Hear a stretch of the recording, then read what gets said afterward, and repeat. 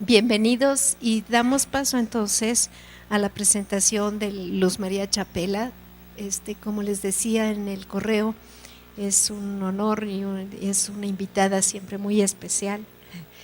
Es parte del programa prácticamente desde casi que se constituyó y realmente hemos formado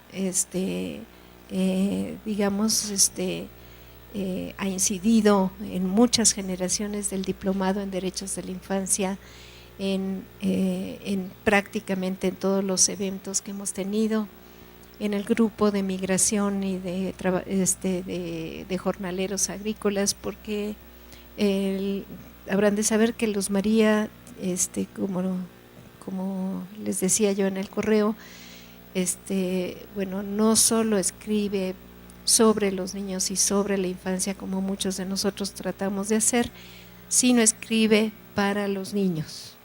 Y esto es otro cantar, o sea, tiene las dos partes, las dos posicionamientos, es decir, no solo es una educadora, digamos, nata, sino también una creadora en múltiples aspectos. Entonces, pues realmente es un honor tenerla con nosotros en el campo de la primera infancia. Pues ha diseñado prácticamente currículas para, por ejemplo, el programa diseñó la concepción, digamos, y todo el modelo de estancias infantiles para jornaleros agrícolas. Diseñamos en conjunto la, el modelo para las estancias infantiles de Cedesol y DIF. Bueno, y sobre todo tiene un fuerte trabajo en educación intercultural, ¿no? Pueden googlearla y verán que son como 20, 30 páginas en donde sale su producción, entonces no necesito más producción. Digo más de decirles, hay un libro muy lindo sobre juego de la editorial Paidós, tiene otro libro sobre saberes en movimiento, en fin, prácticamente no deja territorio alguno sin pisar, lo cual cuando hable de interdisciplina, bueno, ella está prácticamente en esto, mujer renacentista. Entonces te doy paso.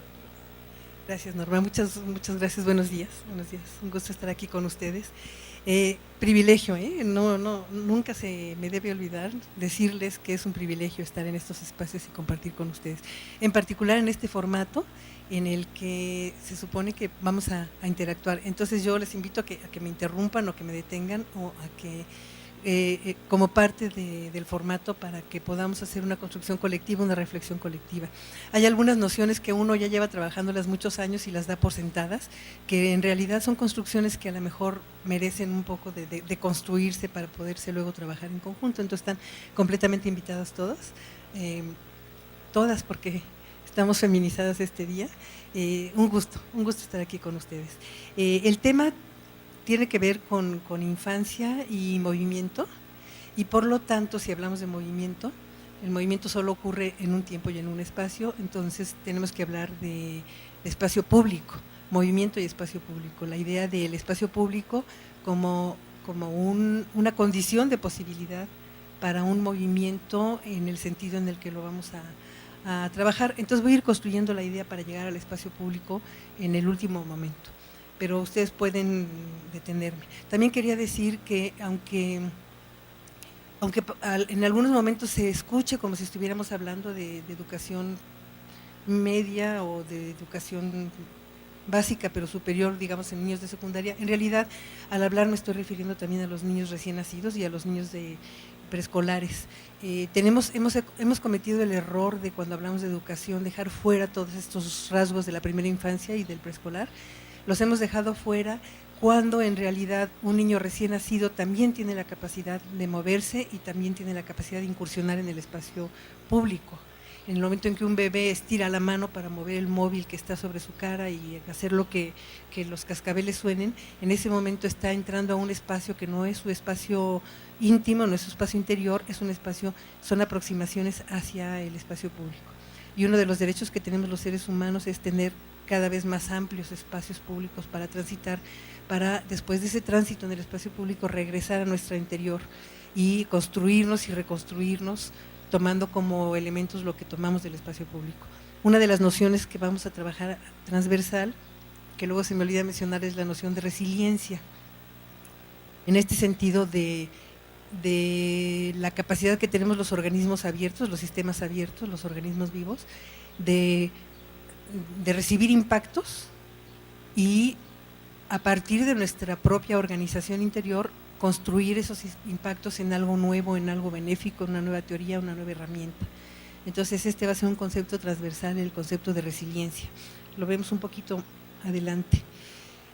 Primero partiríamos de vivir en red, del derecho que tenemos las personas, pero no solo derecho, sino la evidencia absoluta de que vivimos en red y no podemos vivir sino en red. Aquellos estancos en los que nos recreábamos cuando yo era niña pensando que teníamos nuestros mundos y esos mundos, en realidad eran mundos estancos en muchos sentidos, no son posibles ya, no existen. Entonces no es, digamos, no es un criterio de bien y mal, sino es un criterio de facto, de hecho, tenemos que vivir en red, no nos queda más remedio que vivir en red. Entonces, si nosotros pensamos en vivir en red, yo estoy haciendo como una propuesta como para pensar nosotros la infancia con herramientas educativas para pensar la infancia. Entonces, si nosotros pensamos que vivir en red, podríamos usar la metáfora de la red misma, de la red de pesca, de la red con sus nudos y con sus hilos comunicantes. Entonces, usando esta metáfora podríamos decir que vivimos con nudos, con nodos, con centros de concentración, centros de acervo. Esos nudos son nuestro refugio, nuestra trinchera, nuestra catapulta, son el lugar en el que nos construimos y nos deconstruimos permanentemente. Entre nudo y nudo existen caminos, existen redes que vinculan. Esos vínculos nos cambian según los dos nudos que tienen en los extremos. Cada camino va a ser un camino distinto. Si yo tengo conciencia de en qué nudo estoy parada, en qué nodo estoy parada y hacia qué nodo me dirijo, voy a caminar de una manera distinta que si simplemente camino. Cada camino tiene una condición distinta, cada camino tiene unas posibilidades y unas restricciones diferentes.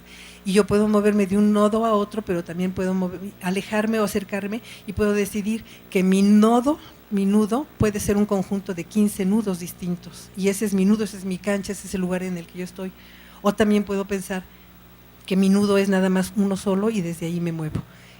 La posibilidad de concebir esta metáfora nos hace entender cuáles son nuestros nudos, cuáles son nuestras canchas de juego, dónde están nuestros aliados, dónde están nuestros acervos y nuestras plataformas y nuestros refugios y nuestras trincheras. Este concepto se va ampliando en la medida en la que nosotros vayamos identificando nudos distintos que también nos pertenecen y a los que pertenecemos.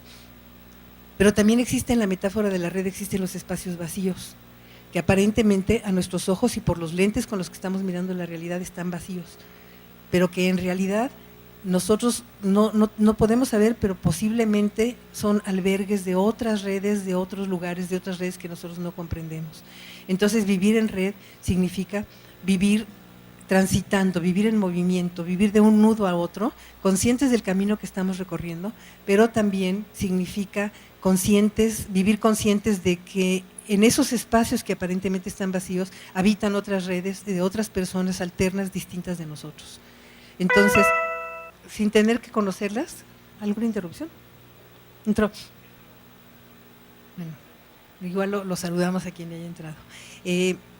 Vivir con esta conciencia es vivir permanentemente en un movimiento de ida y vuelta, pero con un énfasis de expansión, con un énfasis y conscientes de que allí en esos espacios vacíos hay una alteridad que existe y es real, y que el hecho de que yo no la mire no quiere decir que no exista. Entonces vivir en red quiere decir vivir así, construyendo nodos, construyendo espacios para nosotros cada vez más amplios y con conciencia de que nuestras redes son redes como en el espacio, como una estrella, es una estrella que participa de un espacio infinito, un espacio mucho más grande que nosotros mismos. Todos estos son ejercicios que tendríamos que estar trabajando con los niños desde que nacen. Desde que acaban de aparecer en este planeta ya tienen que entender, es su privilegio, es su derecho a entender que viven de esta manera, que viven en red. Por lo tanto, vivir en red significa vivir con una conciencia de un protagonismo propio. Uno de las estrategias centrales para provocar, producir, propiciar, favorecer que los niños emerjan, surjan y florezcan es darles protagonismo y darles conciencia de su protagonismo. La palabra protagonismo como que vino en desuso porque podría verse como algo muy, muy vanidoso, muy egocentrado, y sin embargo necesitamos entender, recuperar esta palabra, porque necesitamos desde el primer momento del nacimiento hacerles entender a los niños que son protagonistas de su vida, que tienen protagonismo. Dentro de límites absolutos, los niños tienen protagonismo. Un bebé de 2 meses ya puede tener cierto protagonismo y conciencia de su protagonismo cuando señala y cuando señala, y al señalar pide, al señalar dice yo con ese objeto, yo me uno a ese objeto. Entonces, vivir en red, en esta conciencia de red, es como un modelo educativo en el que tenemos que mostrarles a los niños su protagonismo y, por otro lado, alentarlos a vivir en tránsito, a vivir en movimiento, a comprender que lo que tienen en un momento lo pueden construir y reconstruir para otro momento. Sí, el ejercicio del protagonismo sería como un primer ejercicio de autonomía. Por supuesto, digamos que el gran tema que estamos trabajando aquí es la autonomía, que quiere decir la no heteronomía. La autonomía, estamos hablando precisamente de lo que estamos hablando es de autonomía. Si estamos hablando de movimiento, no podemos hablar sino desde la autonomía, desde la capacidad de decir yo, porque me conozco, salgo con este rumbo y con este propósito. Estamos hablando de autonomía, estamos hablando de, no quiero decir identidad, porque la identidad ya viene, es un paso siguiente a la mismidad, que viene de alguna manera ya cargado con alguna carga política, con alguna carga emocional. La identidad ya me pide a mí que yo cargue con el amor a la música que tuvo el padre de mi padre. De alguna manera yo ya voy recibiendo este compromiso de amar la música porque la amó mi abuelo, y de entender que mi abuelo amó la música porque fue criado por un violinista que lo albergó en su casa. Estoy hablando de mi caso personal, ¿no? Mi abuelo fue adoptado ahí por una persona violinista. Cuando yo hablo de identidad, yo ya estoy hablando de cargar con todo esto, y lo cargo con mucho gusto. Hay momentos en los que no. El tema de la identidad es muy complicado. En el trabajo con los indígenas, una vez estuve yo en un albergue estaba yo presente en un albergue en el que yo tenía un tiempo, albergue indígena, y estaba una antropóloga entrevistando a los niños, y entonces un niño no quería decir que él era chontal, que es un grupo mayense del estado de Tabasco. Entonces el niño no quería decir que él era chontal, él no quería ponerse esa identidad. Y la antropóloga lo estaba presionando muy fuerte para decir que era chontal, y yo estaba cerca escuchando. De repente el niño no pudo soportar la presión de la antropóloga, salió corriendo hacia mí y me gritó, me decía, Luzma, me decía, ¿verdad que además de ser chontal soy chingón? Que sí soy chontal, pero ¿verdad que soy chingón? Él si cargaba la identidad chontal, estaba cargando con una desventaja muy grande a sus ojos. Él no quería cargar con esa desventaja. Entonces, la identidad es ese otro paquete que todos tenemos. Yo creo que no existe nadie que no tenga una identidad y una carga que comparte, pero de lo que estamos hablando aquí es de autonomía. De autonomía, y digamos, usemos la palabra mismidad, que sería la conciencia inicial del ser mismo, la capacidad de concebir los elementos que me configuran, pero al mismo tiempo concebir el movimiento interno que yo estoy teniendo, porque estoy configurada como estoy configurada y porque vivo en un mundo. El mundo entra a mí y la mismidad incluye también la noción del movimiento que ocurre dentro de mí cuando me estoy reconfigurando por el mero hecho de vivir. Entonces, eso y todo eso es autonomía. Eso es autonomía, que quiere decir que el medio me configura, el entorno me configura, pero el entorno me configura de la manera en la que yo me reorganizo internamente. No me reconfigura de una manera arbitraria. El arbitrio, digamos, el juez, el arbitrio con el cual yo reconfiguro al mundo dentro de mí es propio, es autónomo. Gracias, entonces seguimos. Entonces, si nosotros tenemos la conciencia de que tenemos que, como un contenido educativo, trabajar con los niños para que ellos estén seguros de que son protagonistas y que tienen protagonismo. Yo traía aquí una serie de ejemplos que sean como muy concretos de cómo podríamos en distintas edades dar protagonismo. Al bebé le podemos hacer una especie de conciencia verbal en donde nosotros le digamos, tu mano toca los cascabeles. Aunque al bebé ya está tocando los cascabeles, pero nosotros tenemos que usar el lenguaje. El lenguaje es nuestra principal arma para decirle al bebé, tu mano está tocando los cascabeles. Tú eres protagónico, tú eres el que estás produciendo el sonido de los cascabeles.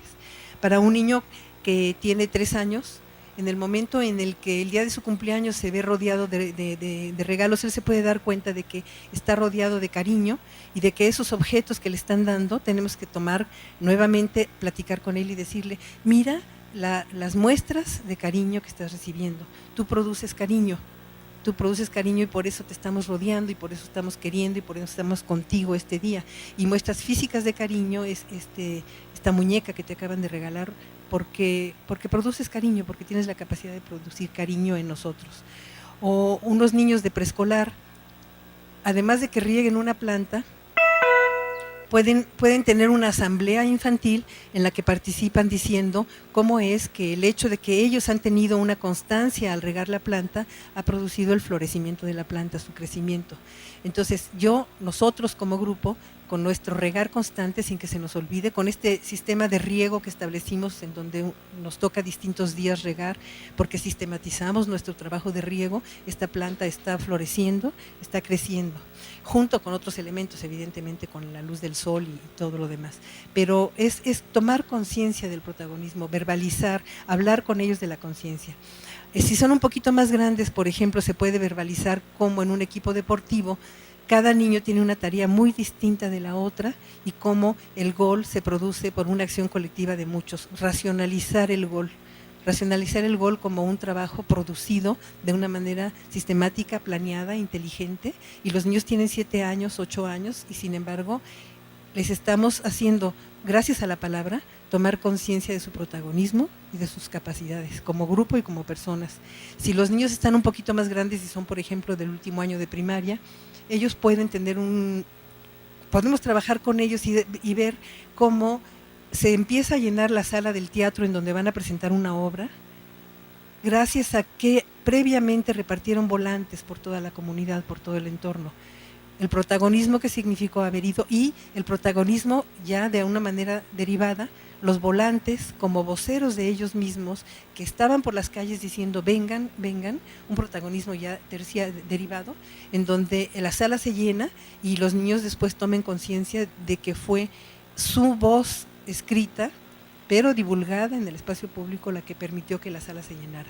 Como en otras ocasiones no habían tenido ese mismo aforo, pero gracias a los volantes lo lograron. Entonces sería, por ejemplo, los niños que están en primero de secundaria podrían tener una conciencia de su protagonismo, pero también de su relación con el mundo al hacer un mapa mental de las acciones en las que ellos producen algo en el entorno, regar una planta, darle de comer a un animal, respetar un semáforo y también acciones en las que el entorno los apoya. ¿Cómo es que mi estar aquí sentada depende de qué red de apoyo depende mi estar aquí sentada en este momento, en este lugar? Mapas mentales el chiste es que, y bueno, si ya está un niño de tercero de secundaria, puede tomar protagonismo al inscribir en algún espacio público, en alguna red social, inscribir un poema propio, sinceramente dispuesto a recibir comentarios sobre su poema y sinceramente dispuesto a responder a los comentarios. Entonces, son acciones permanentes, pero el tema de lo que estamos hablando es el tema de la conciencia. Todos vivimos en red, pero necesitamos promover la conciencia de este vivir en red, de este vivir con otros desde una intimidad muy fuerte, desde una gran vida interior, somos ciudades habitadas, tenemos una vida interior propia que está constituida por una cantidad, nuestras herencias, nuestros legados, nuestros conocimientos, nuestros accidentes, nuestras glorias, nuestros fracasos, los consejos que recibimos, la gente todo eso es nuestro ser interno. Y ese ser interno en una constante relación con el ser externo, pero la diferencia de vivir en red tiene que ver con estar dentro de este lugar, de este nodo en el que nos colocamos, o vivir en danza, vivir en movimiento, vivir en red. Porque vivir en nodo no es vivir en red. Vivir en red significa saltar de nodo en nodo, bailar de nodo en nodo, arrastrarse de nodo en nodo. Cada quien tiene un momento en la vida o en las circunstancias en donde yo quizá me arrastro desde aquí hasta el nodo académico, en donde estoy en busca de nociones de epistemología que me están haciendo falta, y me voy arrastrando porque es muy penoso para mí, porque es realmente un reto fuerte comprender nociones que no estoy comprendiendo. O puedo saltar de nodo en nodo cuando yo voy a una comunidad indígena a hacer un ejercicio lúdico de epistemología. Nos movemos de nodo en nodo, pero el chiste es este constante movimiento, estar en movimiento. Nada más para traer a la atención los indígenas, que es una de mis materias favoritas. Yo quisiera traer esta idea de exclusión, que es una idea muy fuerte, y hablar de cómo necesitaríamos nosotros tener todo un sistema compensatorio. Tomo como caso los niños indígenas, pero hay muchísimas otras comunidades en donde necesitaríamos hacer un sistema compensatorio para permitir la vida en red de una manera real. Y tomo el caso de los niños indígenas a los que nosotros les trabajamos, llegamos con ellos y trabajamos. Ustedes me lo pueden dictar, en cualquier lugar de América que estén me pueden dictar lo mismo. Vamos a llegar con los niños indígenas y les vamos a trabajar el amor a la tierra, la Pachamama, el pedirle permiso a la tierra para sembrarla, el sembrarla, los ciclos del maíz, las épocas del año, las festividades del pueblo. Y nos vamos muy contentos porque trabajamos con los niños indígenas. Cosas que ellos saben desde hace 500 años y que nosotros vamos a decirles. Ni siquiera vamos a pedirles que ellos lo concienticen, sino nosotros se los vamos a explicar que ellos aman a la madre tierra, ¿no?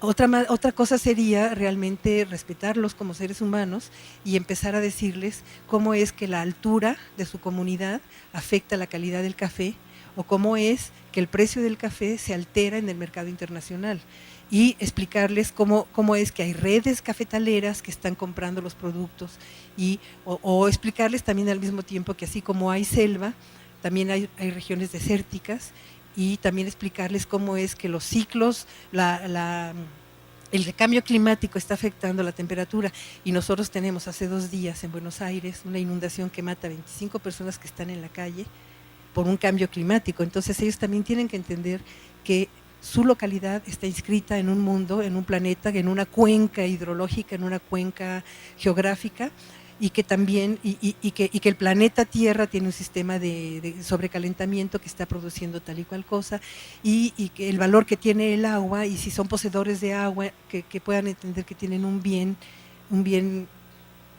que va a producir las próximas guerras, van a ser las guerras contra el agua. Eso sería, y también enseñarles, por supuesto, dónde está un concierto del mejor, el que se concibe en este momento como el mejor violinista del mundo, o darles acceso a los niños indígenas a una toma de la Orquesta Sinfónica de Venezuela, tocando en Berlín, bajo la dirección, bueno, podemos decir de Dudamel, que es este joven magnífico, explicarles cómo un joven magnífico de 20 y tantos años está dirigiendo en Berlín, o es el titular de la Orquesta de Los Ángeles. Todo eso lo necesitan saber ellos. También necesitan saber los niños indígenas, por obligación, que hay una poetisa polaca que dibuja con arena y que escribe historias efímeras sobre un vidrio con arena. Y ellos tienen que entender cómo el lenguaje de esta poetisa polaca nos hace llorar a nosotros, y un día les paso la liga, si quieren se los pasamos para que vean todo el trabajo de esta poetisa, en donde nos explica el drama de un bombardeo sobre la ciudad de Varsovia, por ejemplo, pero nos lo explica con arena, y nos lo explica con arena y luces y velas y una danza en la que ella mueve su cuerpo. Todo eso lo necesitan saber los niños indígenas, no necesitan saber, ya lo saben que aman a la tierra, necesitan saber que por amor a la tierra una poetisa polaca escribe con arena el drama del bombardeo a Varsovia. Todo eso es vivir en red y todo eso es propiciar la red. Porque todo lo demás, los datos fríos ya están en internet. La función de la fotosíntesis, cómo la fotosíntesis, eso son datos que podemos tener, pero lo intercultural, lo que nos permite estar con los demás en una red auténtica, lo tenemos que enseñar y evidentemente jamás vamos a poder mostrar a ninguna comunidad de niños, les vamos a poder mostrar la totalidad del mundo, la totalidad del universo, la totalidad, qué significan los astros y cómo nuestro planeta es un astro más en un universo de universos.